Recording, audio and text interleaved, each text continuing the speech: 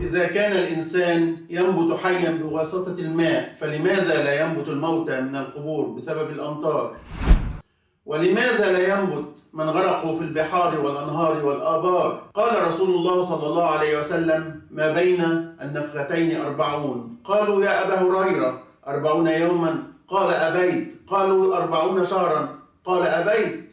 قالوا: 40 سنة؟ قال: أبيت. ثم ينزل الله من السماء ماء فينبتون كما ينبت البقر. وما هي المواصفات الخاصة بهذا الماء والمقصود بالظل والظل المذكور في الحديث الشريف؟ قال رسول الله صلى الله عليه وسلم: ثم يرسل الله أو ينزل الله مطرا أو قطرا كأنه الظل أو الطل، فتنبت منه الأجسام، ثم ينفخ فيه أخرى فإذا هم قيام. في هذه الحلقة سنعرف إجابات واضحة لهذه الأسئلة، وكيف كشف العلم السر الخفي وراء الحكمة الإلهية، ويؤكد دقة اللفظ في القرآن وصحيح السنة.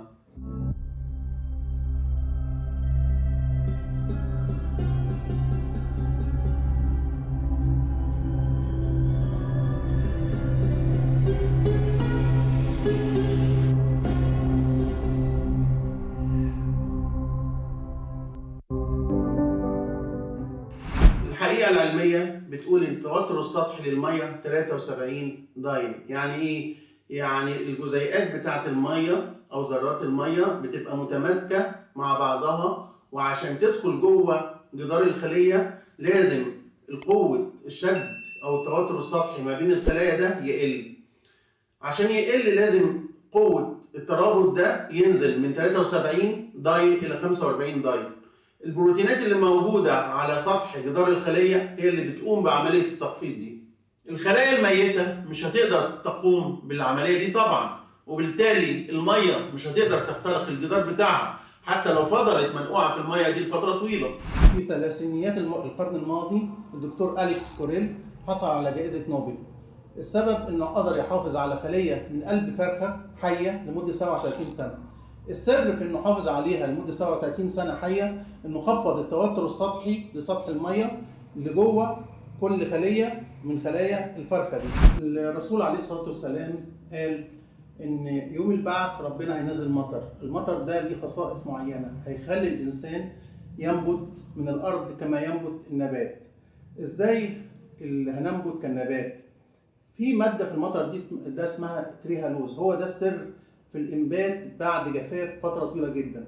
المادة دي موجودة في دم الحشرات والبكتيريا زي ما احنا شايفين على السبورة، طحالب الحشرات،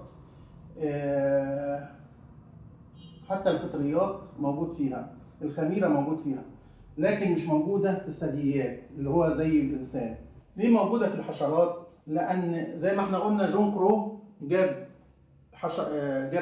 حشرة زي العناكب وجففها فترة طويلة جدا، وبعدين بعد سنين طويلة حط عليها مادة التريهالوز، رجعت تاني للحياة.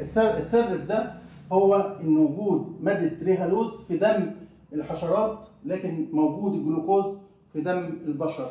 فاحنا بنختلف عن الحشرات إن عندهم تريهالوز، احنا ما عندناش تريهالوز.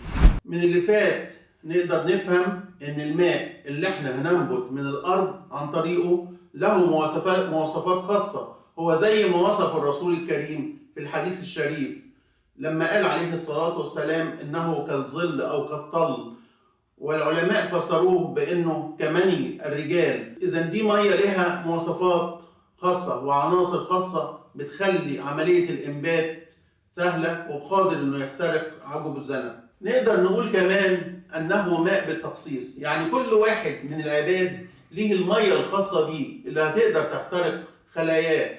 ممكن تكون هي نفسها المية اللي مات وهي في جسمه واتبخرت بعد موته وحفظها المولى حتى تحين الساعة ويستوجب الحساب، فينبت الجسد بمائه ويلقى حسابه وينطلق في رحلته الأخيرة إلى عالم الخلود، فإما الجنة خالدا فيها أبدا أو النار خالدا فيها أبدا والعياذ بالله.